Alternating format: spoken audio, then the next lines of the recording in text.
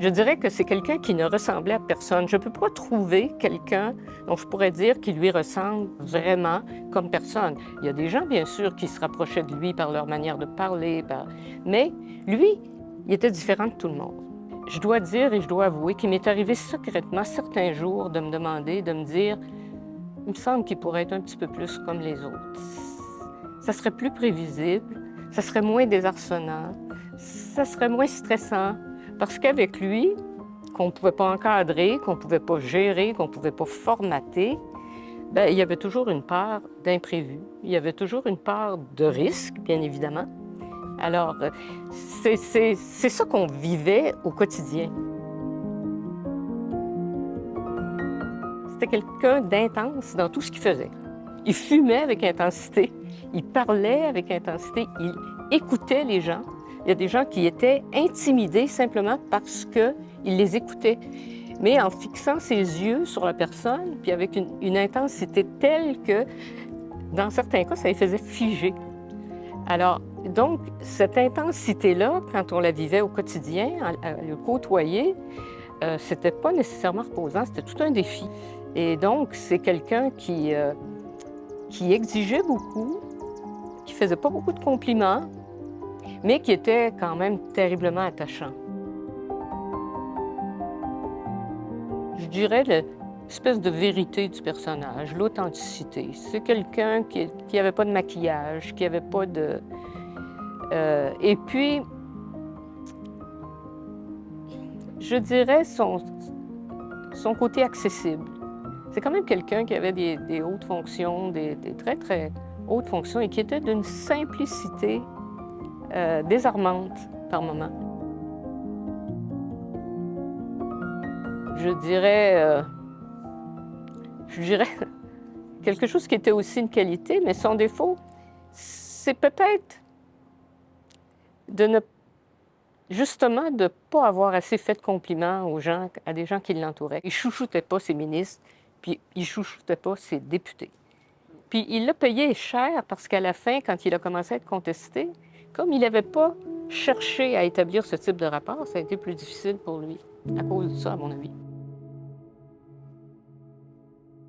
Je n'ai jamais vu une absence aussi totale de prétention chez un homme politique ou chez un personnage politique. Et donc, il y avait cette facilité d'accès, cette façon qu'il avait de se mettre au niveau des personnes qu'il rencontrait. Et ça, pour moi, c'était une belle leçon. Je l'ai vu dans des camps de bûcherons, je l'ai vu dans des usines, dans des petits villages. Et puis, cette capacité qu'il avait de se mettre au même niveau que les gens, cette humilité qu'il avait, je dirais, parce que quand il se présentait à quelqu'un, il disait « Moi, je m'appelle René Lévesque, et vous? » Oui, tout le temps. Tout le temps. C'est un politicien curieux. Il avait la curiosité du journaliste. Il avait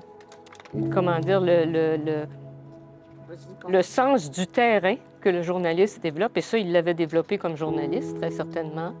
Il avait une manière de travailler qui était sa façon à lui de travailler, de s'enfermer tout seul, de sentir l'urgence quand le deadline arrivait, ce qui nous rendait tous à moitié fous.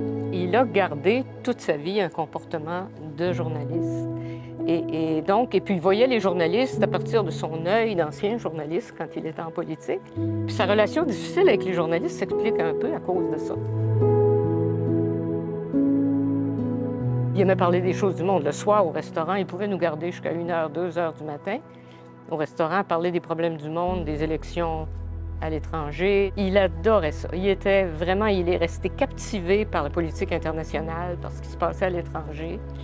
Et ça, on ne pouvait pas lui faire plus plaisir que discuter avec lui, d'échanger avec lui sur ces questions-là. Ça le passionnait, ça l'a toujours passionné. On s'ennuie. Moi, j'ai tout appris à son contact. J'ai appris comment travailler, j'ai appris à travailler vite, j'ai appris à aller en profondeur. Donc à ne pas rester à la surface des choses. Mais on ne s'ennuyait pas. Même jouer une partie de cartes avec René Lévesque, c'était tout un défi là, pour ceux qui n'étaient pas habitués. Là. Lui, quand il jouait aux cartes, d'abord, il nous interdisait de faire quoi que ce soit d'autre, de parler de quoi que ce soit d'autre. Pour lui, c'était la détente absolue. C'était sa manière de décompresser. Mon dernier souvenir avec lui, très spécial. Après qu'il ait quitté la politique, moi, j'ai continué à travailler avec lui. La semaine avant qu'il décède, donc le jeudi, je suis à Montréal et on est avec des amis dans un restaurant. Tout le monde mange au restaurant avec lui. C'est très animé, c'est très décontracté, très agréable. Et puis moi, je dois repartir pour Québec. On me dit, je vais aller vous reconduire. J'ai dit, voyons, c'est là. Parce que je prenais l'autobus à Berry de Montigny. Puis j'ai dit, bon, je m'en vais prendre l'autobus. Il dit, non, non, je vais vous reconduire. Bien, j'ai dit, il dit, oui, j'y vais. Bon, alors, il est venu me reconduire en auto, puis il me dit à la semaine prochaine. Il a changé l'image qu'on avait de nous-mêmes. Il a, avec lui, puis après lui, je pense qu'on savait qu'être québécois, c'est d'être aussi fort, aussi bon que tout le monde. Peut-être pas meilleur, mais capable de faire autant, sinon plus, que tout le monde.